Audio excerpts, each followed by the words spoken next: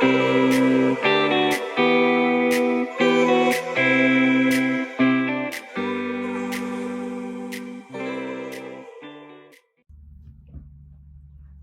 morning or afternoon, everyone. Happy weekend. I'm filming this on Sunday.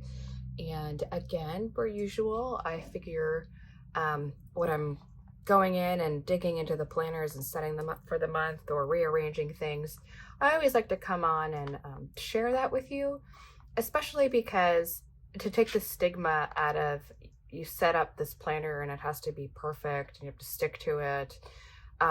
Maybe you've noticed a theme across the videos that I firmly believe in setting yourself up for success and not trying to create this routine or set something up that you're instantly going to fail. It's like a new diet, like in the new year, where you set something to be so stringent and then you go off one day and you feel like you failed for the rest of the year. Like it's not what we want to do here.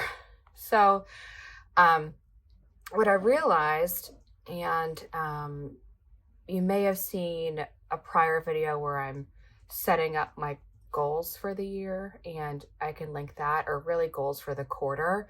I did the whole year and then the quarter. So I was kind of coming in to the financial planner to kind of check in for the quarter and see how am I using my planner the way I set it up at the beginning of the year? Am I getting the most out of it? Does it make sense? Am I doing redundant things? I want to take redundancy out of the equation when setting up a planner. So I thought I'd come in and let you know what changed and why, in case that's helpful for you. And apologies if you see black marks on this sweater, it's because it's from soot from a candle. So just happened, didn't feel like changing. So there you have it. So we're going to get into it. This is an A5 patent planner from Filofax. I absolutely love it. It's the regular size rings, which I believe is 25 millimeters. This didn't get changed. They didn't get changed at all. I just left them as is. Again, this dashboard is from a shop that's no longer open, but I believe Annie's Planner Co. is probably the next best shop for something like these. So if we get into it, let's say, this is just, so these tabs are from Cloth and Paper. They're very kind of minimalistic and simple. So you have schedule, notes, lists, and finances. So I did that new setup at the beginning of the year, as well as this inbox and outbox, because I wanted to try that for this system. So in this schedule, it's really just the overview of the calendar. I haven't been using it as much as a monthly calendar, but I'm going to start to now, and I'll show you why in a second. So this is just the calendar and the holidays. The notes, we start off with a wish list. This is from Planner Press. Everything she makes is wonderful. She has a monthly subscription to digital download, but I bought this individually. I didn't want to have to worry about printing it on specific vellum, and it came out really nicely.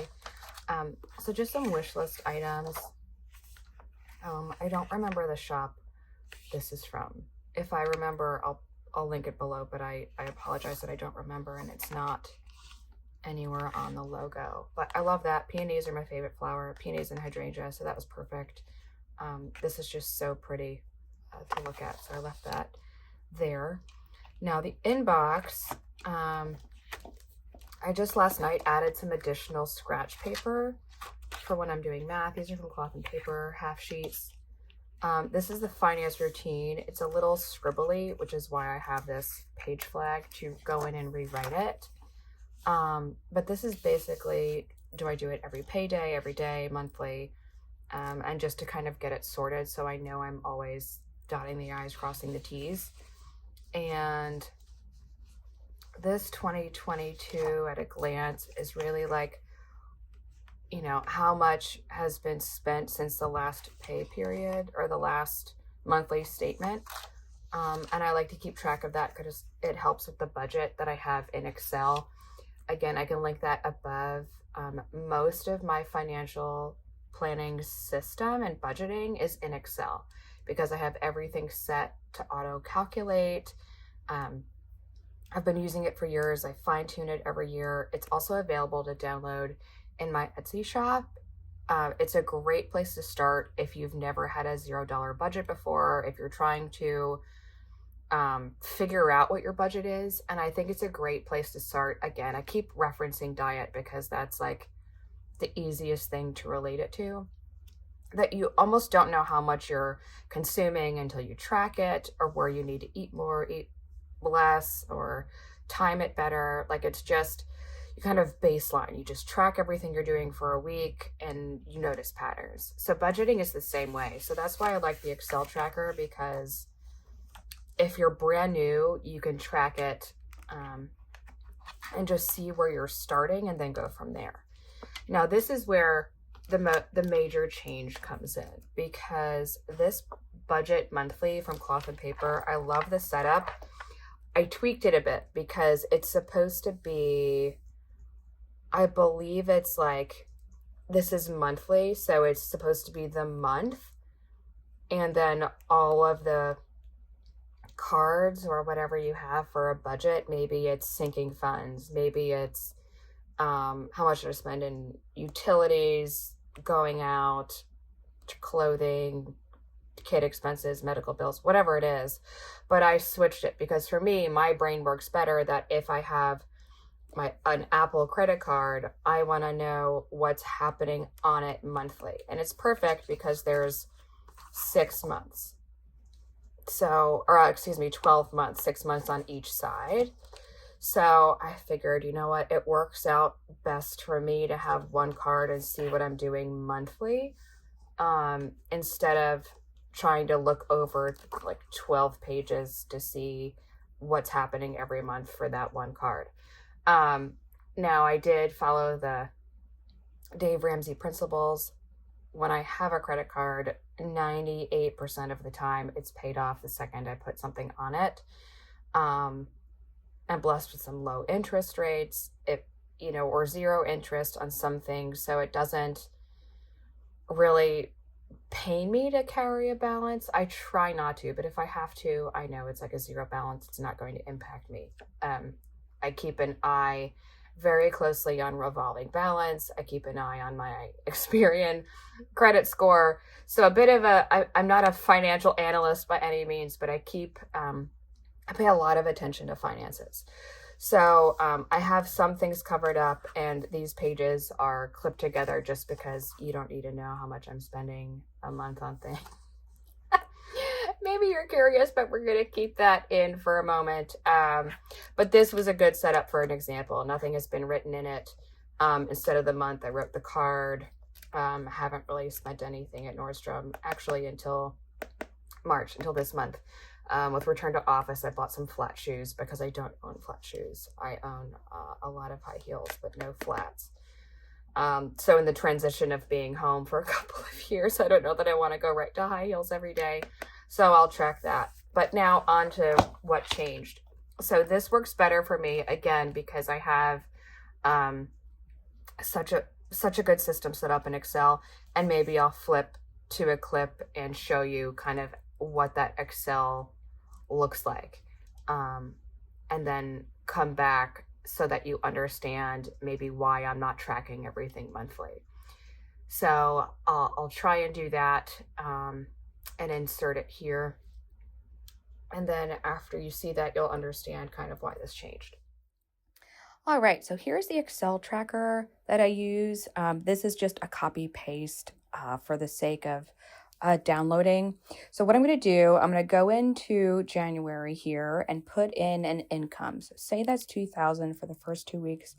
You'll see that everything underneath of that calculates. So within that $2,000, you have all these bills. Now I'll go in and say I paid $1,000 towards debt. You'll see that the savings and leftovers, well, really the leftover auto calibrates. So now I'm going to go into savings since I know how much is left over and I know how much I can put towards my savings. And then I enter that in and I see there's still maybe a cushion of what is left over there.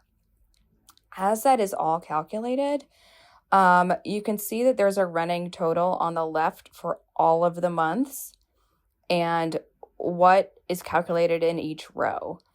So that all is like a budget or target on the left, and then everything that's actually occurring on your spreadsheet on the right. So right now it's like a bi-weekly setup, and you'll see that the sum, like we just said, if you look in the bottom of the screen, calculates for all the way across the sheet. So this whole sheet is already calculated for an entire year. It's just up to you to go in and enter what the actual totals are going to be. Now, for that sum there at the very bottom, if it's bi-weekly, it's calculating how much you're putting towards savings and how much is left over. The reason why that's tallied all together is because really at the end of the day, you shouldn't have anything left over. It would be a $0 budget. Everything either goes to a bill or towards savings. That bottom section was also for yearly expenses as they arise. So I'm just showing you all the way across the board. Say we go into March, if I'm going to project in the future and I say I'm going to get extra X amount of money in March, I'll come over here and see that everything auto-calculates. Now we'll take a look at savings and leftover, and we'll see that sum of savings and leftover bumped up about a couple $1,000s, and it all checks out. So we'll come back up to the top here and see that the total budget is a target, and then total that goes to those expenses checks out across the top.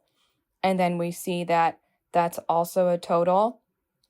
Down at the bottom, we use that total of that savings there down in the middle. And then total saved for the future also checks out if we look at what those expenses are. So that's also all color-coded. And we hope that that significantly helps you to determine whether you use this as a temporary way to get on your feet for budgeting, or if you want to try it out and see, where your money is actually going. But either way, thanks for sticking around and joining. Bye. So, now that you kind of see what's changing, these are all of the notes just for transparency in case this helps you. When I set up my finance planner at the beginning of the year, I was just marking the sections for what did I want all of the sections to do, some ideas. I took all of the Post-its out because now I kind of have it under wraps. I know how I'm using it. And I took out these financial overview sheets. Oh, I left a couple things. So I love these sheets. They're from Infinite Lotus. I love them. The paper is like butter, and I'll figure out a way to use them just because I don't want them to go to waste. Maybe it'll be in my goals planner, maybe not. I took out all of the monthly tabs because I wasn't using this monthly overview in a way that maybe most would, like tracking everything at the calendar level. Now, I wasn't also using these debt trackers. So this is great in theory, but again, I have that spreadsheet I have basically auto calculates everything based on amortization and when we make a payment, what's left. So I didn't want to keep these because if I'm doing it in Excel, I didn't necessarily need to track it here because the goal is hopefully to have everything gone in a couple of years. And like my graduate school, my husband's graduate school, our land before we build. And so that's what that is. So I wasn't using those after 3 months, and I figured, you know what? I'm just going to scrap it. The tabs I took out just because it was taking up so much space. And again, these financial overview inserts, they're beautiful. I'll probably figure out a way to use them. I just wasn't using them. So this is more of a monthly view to look at totals than the everyday expenses. And you can see the everyday expenses in Excel. Now, one thing I did do differently because last year I learned I don't necessarily like the way the Amazon card or Amazon order history tracks like what you bought. It doesn't tell you like what you spent on it. And when you the credit card, the way the app for the card tracks on your phone. I think personally, with how much money they bring in, the fact that the app is so wonky, I don't understand it. So I do track every Amazon expense, because really we know that this is going to be stuff that you're probably buying every year. So I just keep a running list of what was purchased and what we paid off. So these are going to be purely Amazon expenses. I mean, maybe it's a result of the pandemic. Maybe it's the fact that we now like to stay home and we order everything, and everything is in a 2-day delivery for the most part. But I will say, return to office, the try before you buy experience is pretty cool. I will just have you know that if you're deciding to do that, it keeps like that chunk of whatever it would be unavailable on your card until you make those returns. So I really like it. I found a ton of dresses that way. Just be wary of that, but I do recommend it. I found it 2 pairs of shoes that way and some dresses. Now I did leave the calendars in here, just again, not the monthly dividers, just because it was taking up so much space. So we'll see how it works. I just have it right now marking where I turn. So once the month is done, I don't need to go look at it. And usually I'll go in and write pre-planning. Like if I know when the bills are due, I'll make sure that I can see where it falls here, and to make sure that like that paycheck covers when those bills are going to hit, because it's bi-weekly.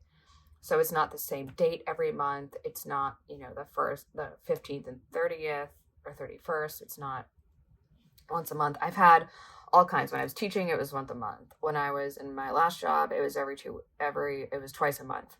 And now it's every other week. So I've tracked it in all sorts of ways, but it just kind of became habit that I want to make sure that if I'm getting paid on the 4th, everything is calculated in that Excel tracker to care for those things. So we'll see. Maybe I'll use these in here. Maybe I won't. Maybe I'll use them in the goal planner, but that's one thing that changed. Check out the dividers, took out some of that redundant monthly tracking. And then I just added a lot of note paper. This is from Jane's Agenda. She's the only A5 paper that I buy because it's so smooth and it's so nice to write on. These are just good scratch pages. They're the same half pages from Cloth and Paper. And then back here, I don't know what I can share. I didn't really block out too much. But I did kind of cover, let's see, it was like what I tracked over the course of the year. Like, for example, on a credit card, what did I spend? How much was it? And that really kind of helped me understand what was maybe within range. Where did I want to cut? Where could I be more flexible for the following year? But that's not how it's set up. So it's becoming more of like a reference scratch pad, wish list, Amazon spend, monthly. Like I'll go in at the end of the month and look and see, so it's March. So I'm making sure that I'm catching up on what February was. And I'll go in and start to track March stuff. But yeah, so that's how it's set up. So we have an overall calendar, notes and lists, which come in handy for finances, and then there's general finances, an inbox for what are like the bills incoming, an outbox, what am I spending on Amazon only, some calendars just to track if I want some goals, and then recurring bills, make sure the dates align with my Excel tracker. It's easier for me to write it out in scratch paper first, and then a bunch of note paper. A bunch of note paper that I can take out and insert anywhere, write some ideas, write a new system down, what have you. And that sums it up. So that's the financial planner. It had a bit of a facelift since the beginning of the year. Again, I'm able to take out like this much, which is quite a bit, and I filled it in with some scratch paper. Again, I wanted to set myself up for success, not feel like a failure because I wasn't using things. There's no need for that. We're all stressed out enough trying to meet demands and deadlines, what have you. But that's it.